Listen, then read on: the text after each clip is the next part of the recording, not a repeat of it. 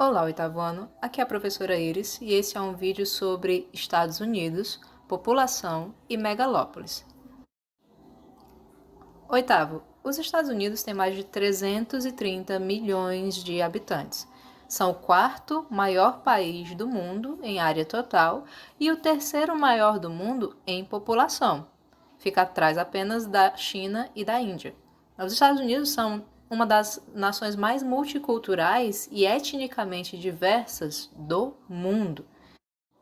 Isso acontece em grande medida por causa da forte imigração que se deu em território norte-americano desde o começo da sua expansão territorial, lá no século XVIII, até os dias de hoje. E como é que essa terceira maior população do mundo está distribuída no território dos Estados Unidos, oitavo ano?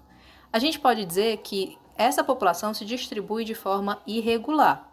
Se concentra principalmente na região nordeste do país, que é a área de maior desenvolvimento urbano e industrial dos Estados Unidos e uma das maiores do mundo. Vocês têm que lembrar que essa área nordeste foi a primeira a se urbanizar e a se industrializar nos Estados Unidos. Era lá que ficavam as 13 colônias. Foi lá o início do processo de desenvolvimento populacional dos Estados Unidos. Foi lá na costa leste. Com o tempo, oitavo ano, começa lá o processo histórico chamado Marcha para o Oeste, que era a tentativa de ter controle dos territórios. Eles passaram a migrar, a se dispersar para ocupar o território do país. O sentido dessa dispersão é principalmente de leste para oeste, de onde começou o povoamento em direção ao far oeste, ao oeste distante, como eles chamavam. Então, o sentido dessa dispersão foi de leste para oeste e também para sudoeste do país. A gente tem que lembrar que teve todo o extermínio, um verdadeiro extermínio indígena, a destruição das vegetações nativas também, e assim eles foram se dispersando pelo território do país. Hoje, oitavo, a gente pode dizer que a porção nordeste é a mais populosa e industrializada dos Estados Unidos e que conforme vai se caminhando para outra direção, conforme vai se direcionando para oeste e sudeste do país, as densidades demográficas diminuem, por causa, em parte, da prática da agricultura altamente mecanizada e também da pecuária extensiva, que empregam pouca mão de obra. Em áreas aqui da porção oeste, oitavo, onde se localizam cadeias montanhosas, como por exemplo as montanhas rochosas, as características do relevo e do clima contribuem também para as densidades demográficas mais baixas. Essa área aqui é a área de densidades demográficas mais baixas do país. E aqui, mais próximo da costa oeste, há grandes concentrações populacionais. Aqui estão as áreas de influência de cidades como San Diego, Los Angeles, São Francisco e Seattle, mais ao norte. E a gente tem ainda, oitavo, as áreas que são imensas e onde é escassa a ocupação humana por causa das condições naturais adversas. Um exemplo são os desertos do Arizona, Utah e Nevada, que por causa do clima desértico e semiárido fica muito difícil de morar lá, e do Alasca, que também devido ao clima a ocupação fica bem dificultada. Outro aspecto muito importante com relação aos Estados Unidos são as megalópolis. O desenvolvimento territorial, meninos, daquele país caminhou lado a lado com o desenvolvimento populacional. E ambos caminharam junto com o desenvolvimento das atividades econômicas. Isso permitiu a formação de áreas de grande densidade populacional nos locais que foram se industrializando.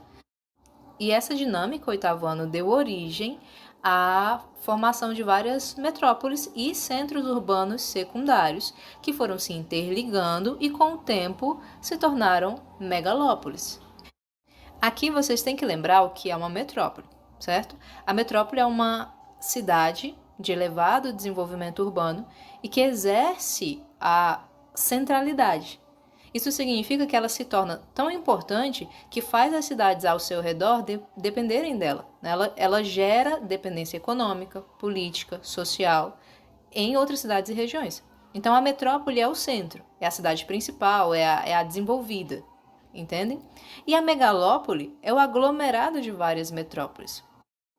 Uma megalópole é uma extensa região urbanizada que é constituída por várias metrópoles e regiões metropolitanas interligadas. Nos Estados Unidos, oitavo, a gente pode destacar 3 grandes megalópolis.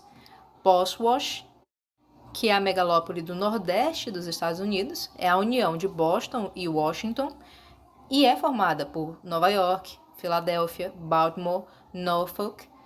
Tem mais de 50 milhões de habitantes e tem um incrível e diversificado parque industrial.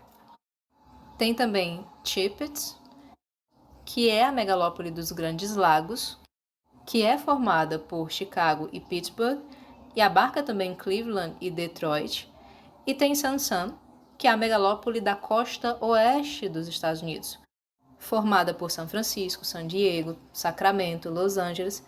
Los Angeles, que é a segunda maior metrópole dos Estados Unidos, fica atrás apenas de Nova York, e é nessa megalópole onde está localizado o Vale do Silício, que, como a gente viu em vídeos anteriores, é um importante tecnopolo mundial que concentra as indústrias bilionárias de tecnologia de ponta, né, de microeletrônica e informática, e que tem algumas das universidades mais visadas dos Estados Unidos, algumas das mais desejadas, como, por exemplo, a Universidade de Stanford e a Universidade Estadual da Califórnia. E os extremos dessa megalópole são justamente as cidades de San Diego e São Francisco. E aí, oitavo ano, a gente também tem que falar sobre imigração, racismo e segregação nos Estados Unidos. É impossível falar sobre a população norte-americana sem mencionar essas questões.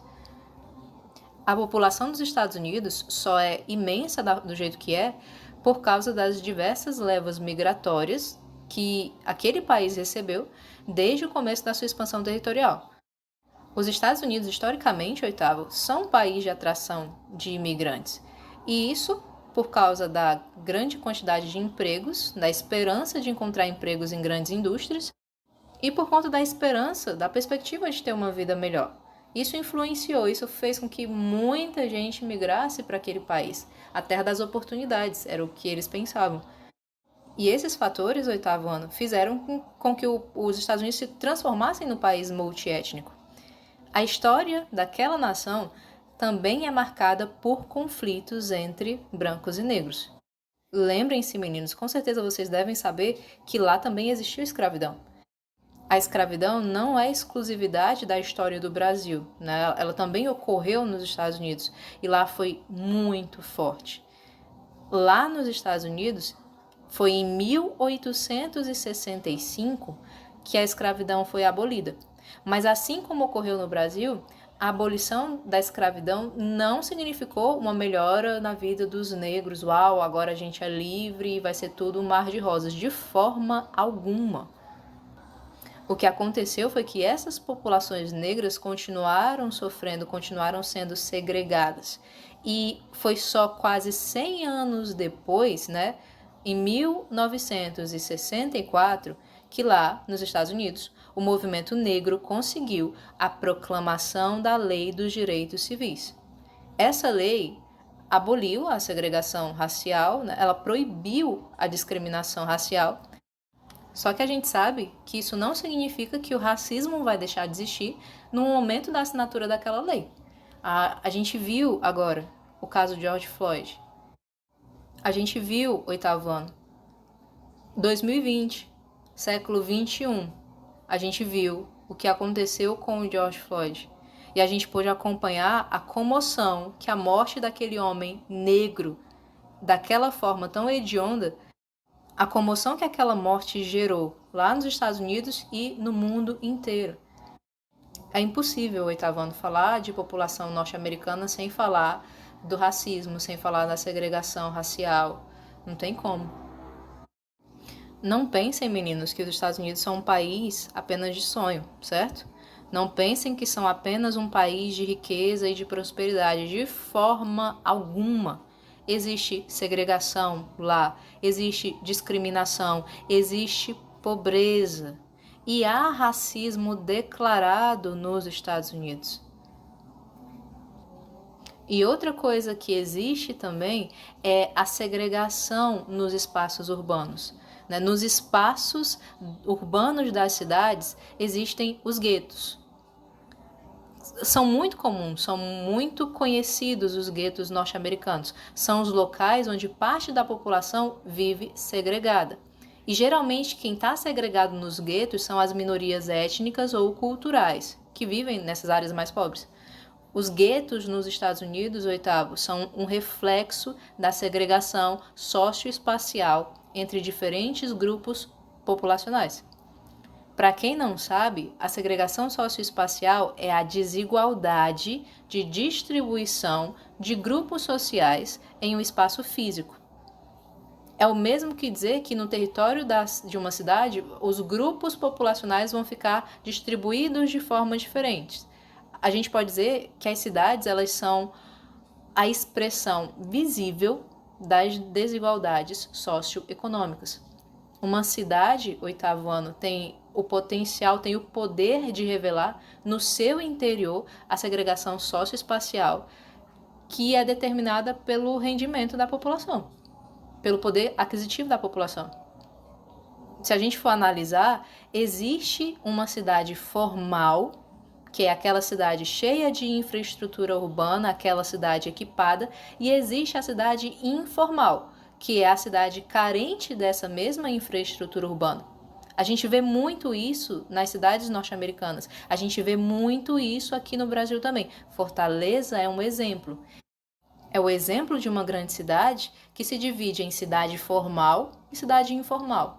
A cidade que é para quem pode consumir, comprar e viver bem, e a cidade que é daqueles grupos marginalizados.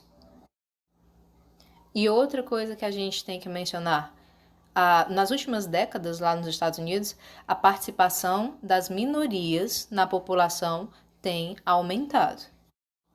Minorias são os grupos de pessoas que se encontram em uma situação de desvantagem social, ou cultural, ou política, ou étnica, ou física, ou religiosa, ou econômica, dentro de uma determinada sociedade.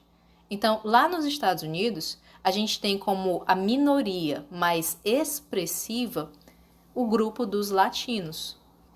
Os latinos lá são o maior grupo minoritário, com cerca de 18% do total da população dos Estados Unidos. E eles se concentram principalmente aqui, nos estados ao longo da fronteira com o México. E aí vem a população negra, com cerca de 13% da população total dos Estados Unidos. Para vocês terem uma ideia, no Brasil, a população negra é de cerca de 55%. Lá nos Estados Unidos é de 3%. Depois vem a população asiática, que é o grupo minoritário que mais cresce nos Estados Unidos. Em dados de 2018, eram cerca de 19 milhões de asiáticos vivendo lá. E também tem a população indígena, que representa muito pouco, muito por causa de todo o genocídio que eles viveram, de todo o extermínio que eles viveram. É cerca de 1,3% da população total lá. E aí vocês podem perguntar, meninos, por que é tão importante a gente falar de minorias nos Estados Unidos, no Brasil e em qualquer lugar do mundo? É importante porque identificar e quantificar os grupos minoritários dentro de uma população serve para que aquele país crie e direcione políticas públicas para aqueles grupos minoritários. Essas políticas públicas elas têm que visar a igualdade de direito entre os habitantes de um lugar, de um país. E através disso, oitavo, a gente vai conseguir construir lugares, sociedades mais justas, sociedades melhores para se viver. Livro de vocês, oitavo ano, leiam. Percurso 15 fala de tudo isso que a gente mencionou. Resolvam as atividades, obviamente. Observem os mapas. Sintam curiosidade e pesquisem sobre aquilo que vocês estão lendo. Obrigada pela atenção de todos e até a próxima!